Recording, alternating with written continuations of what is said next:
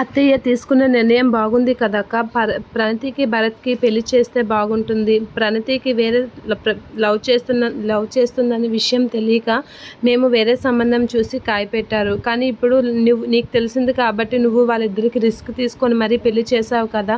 ఆ పెళ్ళి ఏదో మనం గ్రాండ్గా ఫంక్షన్ హాల్లో మళ్ళీ సెలబ్రేషన్ చేద్దాం అని చెప్పేసి అంటూ ఉంటుంది. ఎలాగో వీళ్ళకి కూడా కూతురికి పెళ్లి చేశామనే కోరిక కూడా తీరుతుంది అని చెప్పేసి పల్లవి అయితే అవనితో అనేసరికి అవని అయితే షాక్ అయ్యి అలా చూస్తూ ఉంటుంది.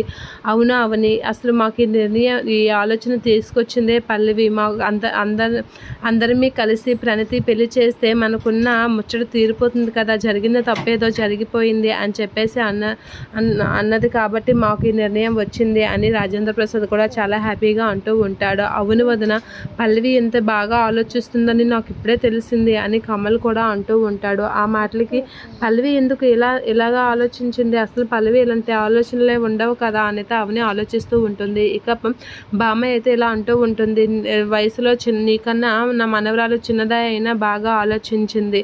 నా మనవరాలు ఆలోచన అందరికీ నచ్చింది కాబట్టి అందరము నిన్ను ఇంటికి రావడానికి ఒప్పుకున్నాము, భరత్ పెళ్ళికి కూడా ఒప్పుకున్నాము అని బామ్మ అనేసరికి అవును, ఇప్పుడు ప్రణతిని తీసుకొచ్చి మొన్నటి వరకు ఫిక్స్ అయిన వాళ్ళైతే తొందరగా గాబరు పెట్టారు కాబట్టి ఇంట్లో పెళ్ళి ఫిక్స్ చేసాం. ఇప్పుడేం గాబరా లేదు కాబట్టి ఫంక్షన్ హాల్లో చాలా గ్రాండ్గా చేద్దాం అని పల్లవి అనేసరికి అవును, చాలా గ్రాండ్గా చేద్దాం అని అంటూ ఉంటాడు. అయితే అవని నువ్వు ఇక్కడే ఉండు, భరత్ని ప్రణతిని నేను తీసుకొస్తాను అని అక్షయ్ అంటూ ఉంటాడు. ఇక అవని ఏం మాట్లాడకుండా అలా మౌనంగా ఆలోచిస్తూ ఉంటుంది.